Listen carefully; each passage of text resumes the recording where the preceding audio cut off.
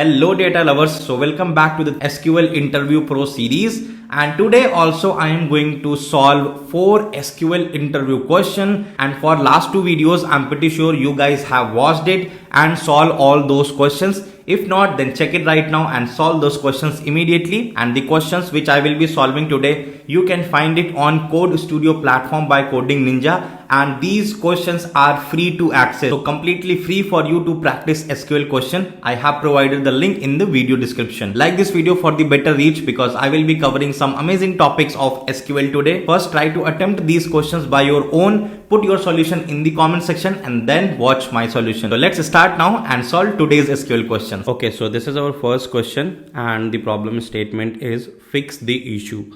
So here what we can see, we have given one table named as sales. So it has 3 columns: sale ID, product name, sale date, and each row in this table basically contains the data of product name and the date it was sold.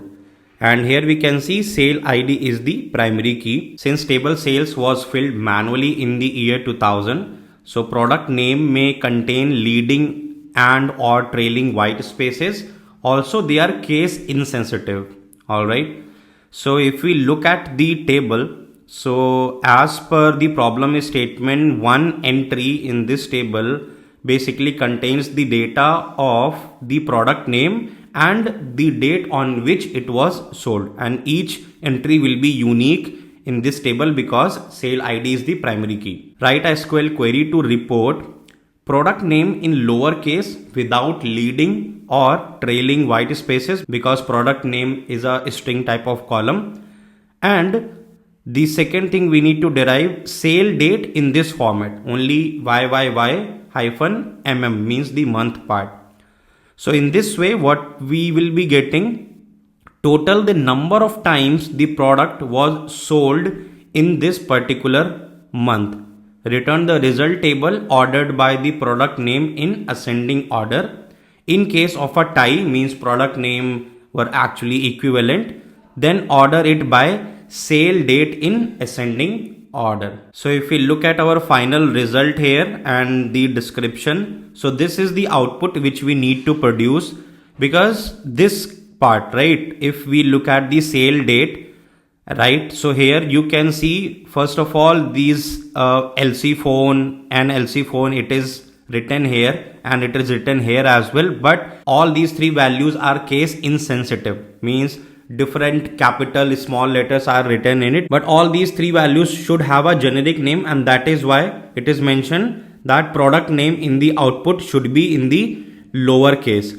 Also, what they want, basically they want us to calculate for each month how many times a particular product was sold. So if we have a value, let's say 16, 17, and here month is January, so 𝗟𝗟 2 times, and it is in the form of case insensitive.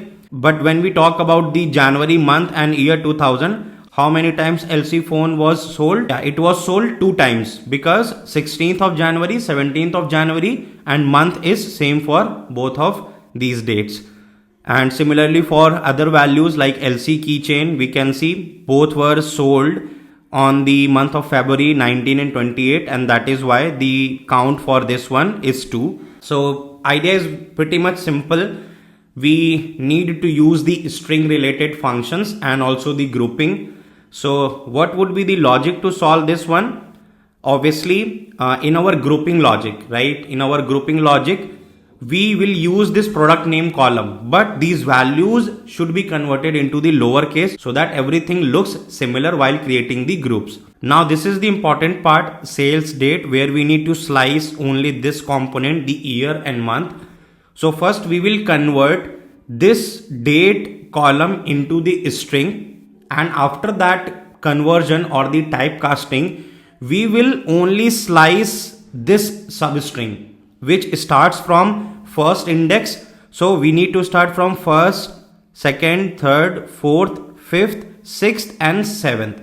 So we will be typically using the substring related or string related functions. We will slice this component so that that can be used for the grouping part, and also during the grouping we will be converting this product name into the lowercase. So let me write the query for it.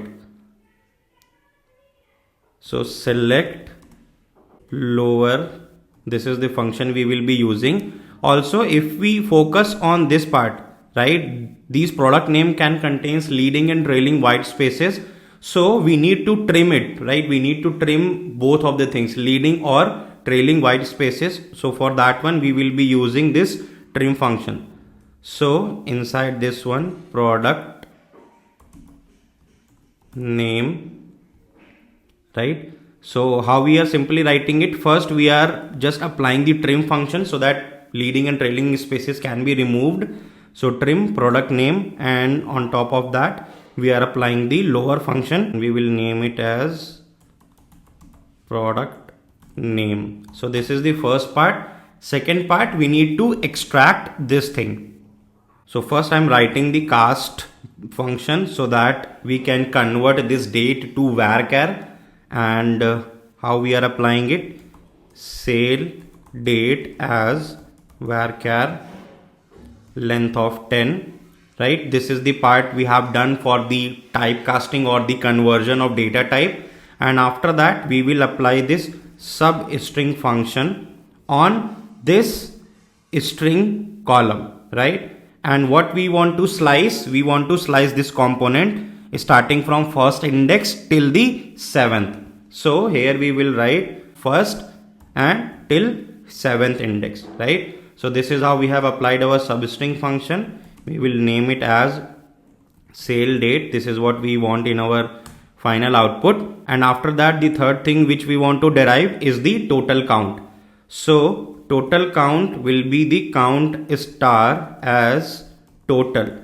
And how this counting will be done? Obviously, we need to create a group. How this grouping will be done? So grouping that can be done in this way. So this is sort of another trick which I'm going to tell you, that how you can even mention these group by related logics or expression in the group by clause. So here we can see, right, we can see product name, sales date, these two column names we want to use in the group by.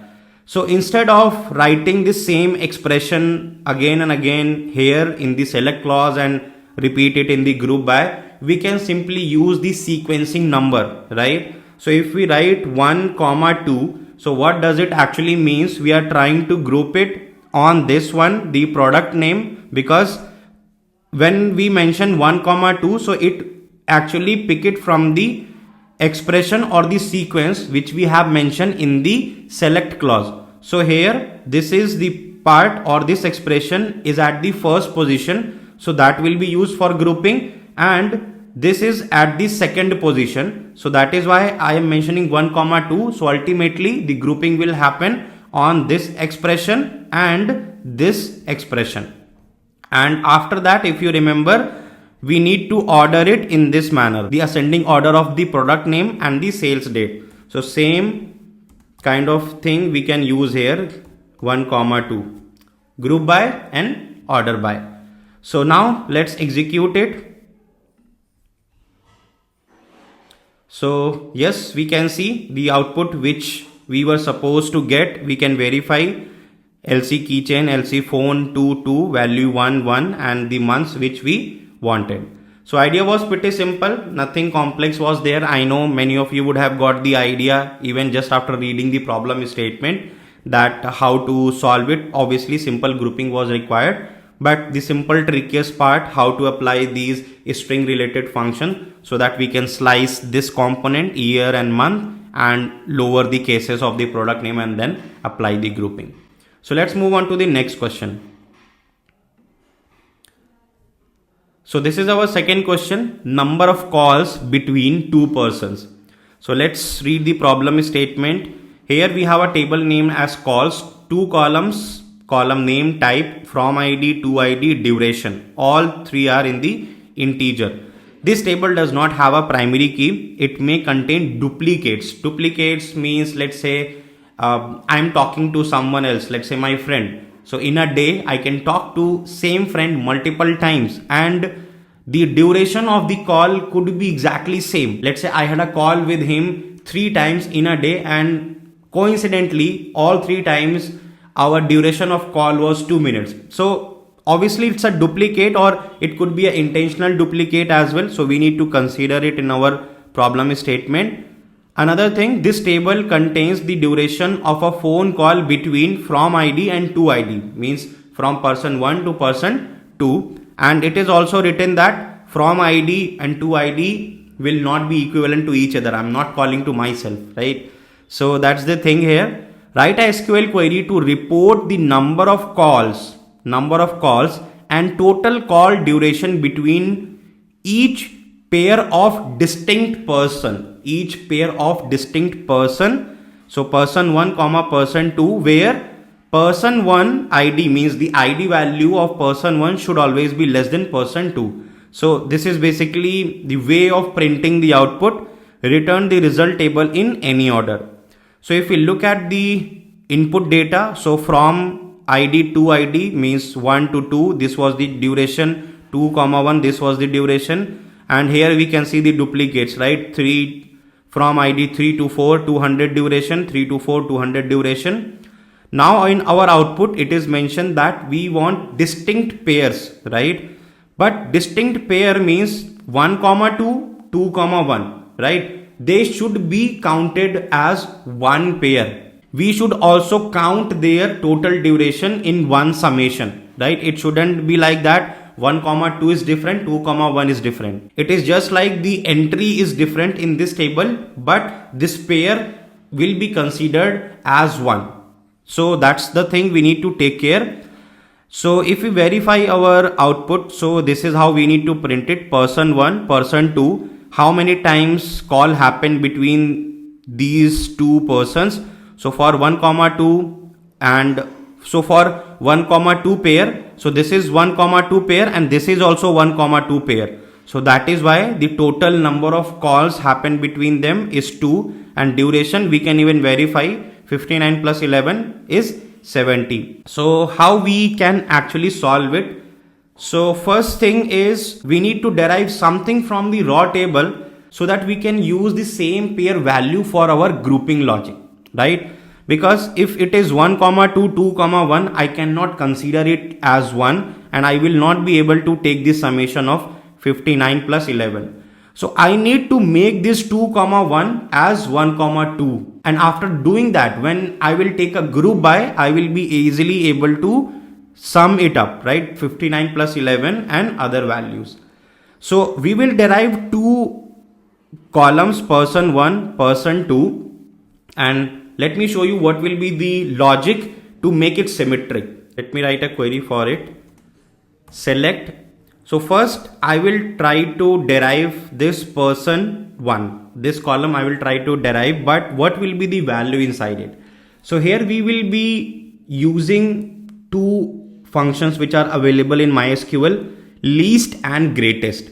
So least and greatest, basically they act like a min and max function, but min and max eventually can be applied on only one column. But when we are iterating over rows, and in that particular row, if we have few numerical columns and we just want to check what will be the minimum and maximum value among those numerical columns for one particular row, then we can use this kind of function, least and greatest.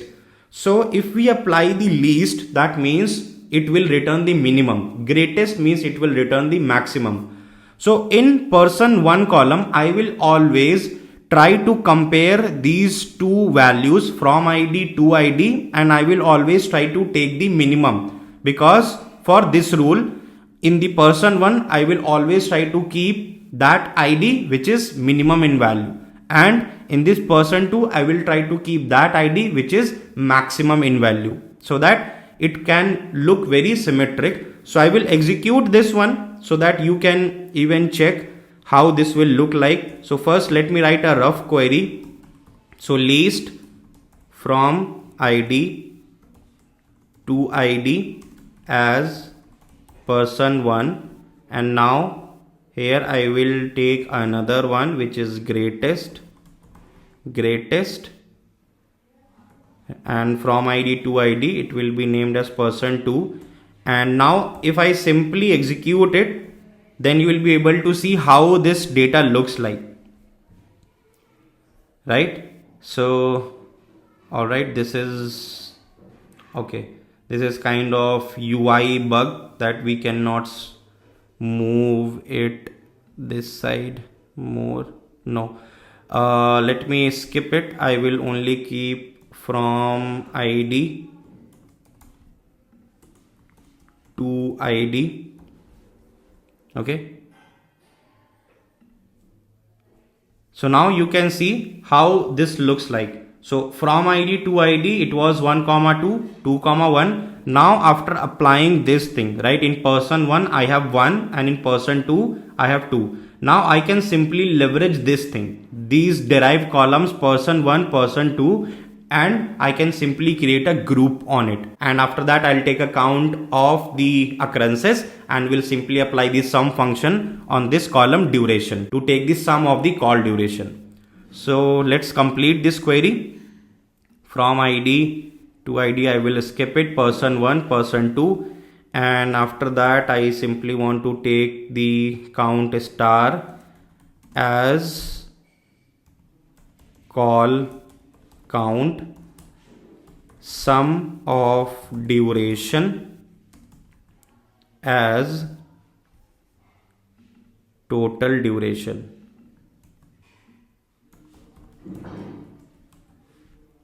And here I will apply the group by 1, 2. So now if I execute it, so that's the thing we can see. Although our output is correct, but because of this lengthy column name, it is looking like we are not able to see the complete output. So let me just change it. Now we can see, right, we are getting our output in the similar fashion, and since it was return the result table in any order. So for us and this one the order may look different, but our output is correct. So these are the three distinct pairs, 1, 3, 3, 4, 1, 2, and the summation and the count, everything is correct as per the desired output. So I hope now this is also clear to you that how to solve it. This thing would be a new thing to learn, the least and greatest part if you haven't explored these functions.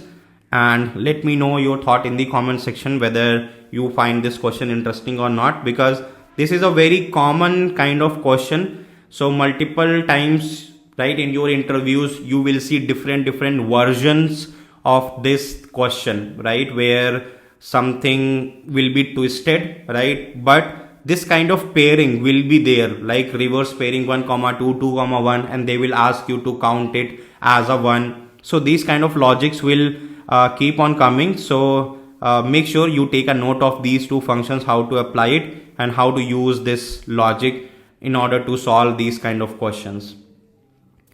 So let's move on to the next question. This is the question from the hard category, and let's try to solve it.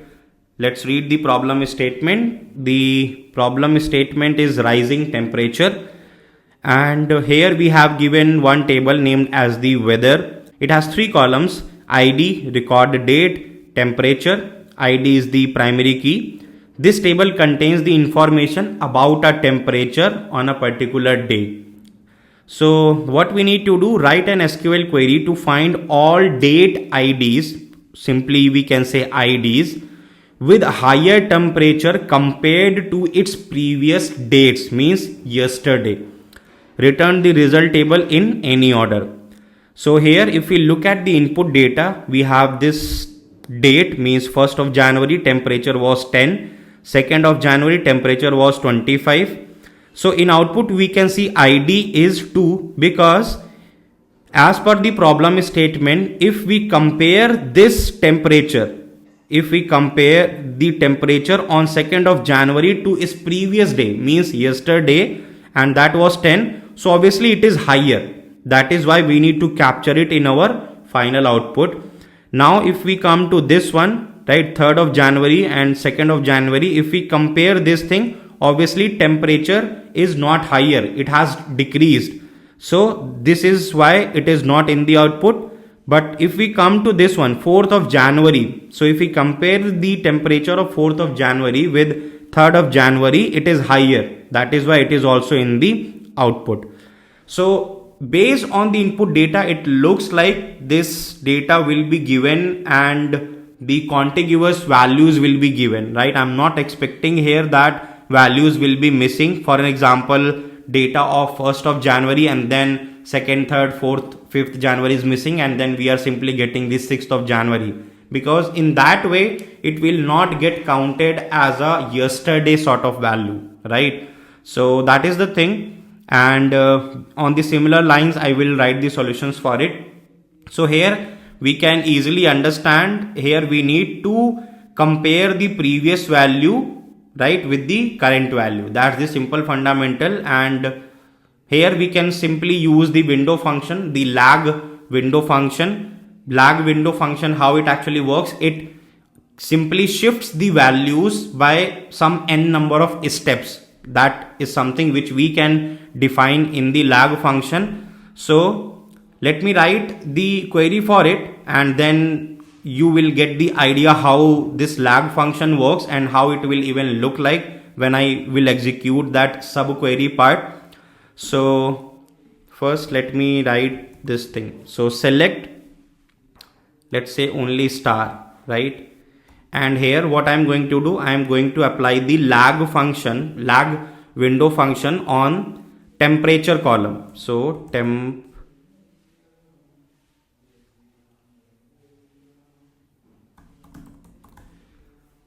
so this is the column,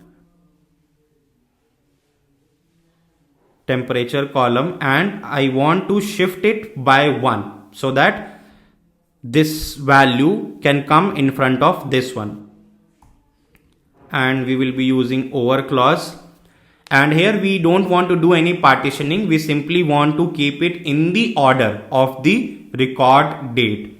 So order by record date, and it will be in the ascending order. That's what we want. As we can simply name as previous day temp, something like that, so that you can see this data from weather. And now if I execute this part only, so you will get the idea, right? You can see, right, if you focus on this row only, so here you can see this is the temperature for 2nd of January, but this is the temperature for previous day, right, the yesterday's temperature. So this is the similar kind of thing we need to derive, and after that we will simply write a where clause on this subset of the data to filter out those IDs where this expression is getting satisfied, means this temperature is greater than the previous day temperature. That's the thing we need to apply here. And also we need to deal with this first row, right, because this will be the first day or first entry which has been recorded. So there was no previous day for it. So obviously this will not become the part of our output. So in order to deal with this one, since by default it will derive null value here, and if we try to compare anything with null, obviously we are not going to get something. So here we need to use the 𝗏𝗃 function, so that here what we can do, if the value or the derived part is coming as null, we will derive some maximum value here, so that this condition can be made false explicitly or forcefully. So I will try to derive 999 something here using the 𝗏𝗃 function. So 𝗏𝗃, and here if it is not null, obviously this value will be picked. If not, then 999 something will be picked. And now if I again execute it for you, this is how it will look like. So now if I will even apply this condition where current temperature is greater than the previous, this will get failed. So this is our internal query or the sub query, and this one we will be using as a temp table, right? We will give some alias name, and here simply we are going to apply the where clause and we'll pick that particular ID. So what we want, select ID from this table, right? This is the table we have. So let me put it in this way, right? And we will give some alias name to it from, let's say, TMP. And here what we want to do, where this one, temperature greater than previous day temp, right? Now if I execute it, we can see 2 and 4, and that was expected in our output. So I hope you got the idea, and this was definitely the hard level question, but this problem statement you can treat as the easiest problem to understand the window functions, right? We have used the simplest window functions, lag, and the idea was also simple. I even showed the intermediate output so that you can relate how this is actually working. So try to practice more and more questions around these kind of window functions. So now let's move on to the last question for today's video, and this is the problem statement, consecutive numbers. So let's try to read the entire problem statement. Here we have one table named as logs. It has two columns, ID and number, where num is varchar and ID is integer. That's fine. And this is how the data will look like. Means this is the ID column, primary key kind of thing, but this num is something which is repetitive here. So write a SQL query to find all numbers that appear at least 3 times consecutively. Write an SQL query to find all numbers that appear at least 3 times consecutively. Return the result in any order. So if we look at this data and our returned output, so this is the number whose value is 1.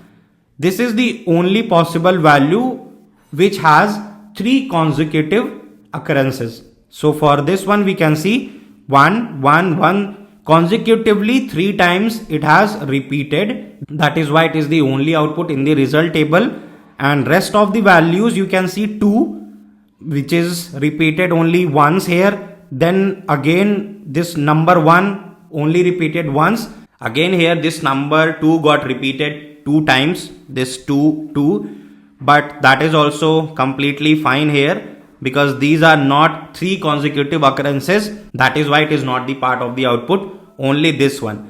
So in total we need to find all these kind of distinct numbers because their occurrences can be repetitive at multiple places, right? Let's say this one is getting repeated consecutively 3 times here, maybe downwards, down below it might be repeated again 3 times. So we are not going to count and we are not going to print those number of times. We just need to check if there is any number which got repeated consecutively 3 times at any place in this entire raw table. If any number is satisfying that condition, we need to put it in the result table. So that is how we need to solve it and how we are going to do it. So there can be different ways. There can be some sophisticated ways to solve this one using the window functions, rows, row numbers, the dense ranking, and some those kind of sophisticated solutions. But here let me help you with the simplistic logic of the join, that how we can solve this particular question with the help of join. And yes, that can be done. And the idea of joining is very simple here. So here for the join key, definitely we are going to use this thing, right? We are going to use this number. Obviously this number should get matched, but along with that one, what kind of condition we are going to match, right? We need to check that if this number, right, if you focus on this ID, so for this ID and num pair, here ID is 1 and here ID is 2. Obviously this number is consecutive, right? They are getting, you can say, repeated 2 times here consecutively. And how we are trying to identify their consecutive? There can be 2 ways. There can be 2 ways obviously the difference of number is itself 0, right? That means they are same. But here we can leverage this ID column, because at any particular point of time, if the same number is repeated twice, so obviously these ID numbers will also be consecutive. The difference between them will be just 1. They will be just greater than each other by value 1. Similarly, if you can focus, these two are same, and these ID, the difference between them is only 1. Similarly here as well, right? They are the same and the difference is only 1. If you focus on this one, the 2 and 2, they are same, and here we can see the difference is only 1. So now just focus on this part, right? Just focus on this part. Here what we can see, if we focus on this row, obviously if I want to check whether this is the consecutive occurrence or not, in my join condition, first I need to match whether these two numbers are same or not. If they are same, if it is the first occurrence, then this value, this ID value will be just 1 greater with this one, right? And now the same table, right? If I'm trying to join and I want to check if its third consecutive occurrence exists here or not. So if this part is getting joined with this part, so this ID will be just 2 greater than this one, just 2 greater than this one, right? So that is the logic we will be using here. So for this kind of join operation, I am going to use same table with 3 different alias names, right? And kind of inner join query, so that this kind of sequence can be identified. That's the thing we are going to identify here. So let me write a query for it. First I will write the rough query where you will see that intermediate output as well, and after that we will try to display the final result whatever is expected. So select, I will simply put star here from logs L1, right? Logs L1, and here I will put join condition. So from logs L1, and which table we want to use here for the joining part? First join, you can say same table.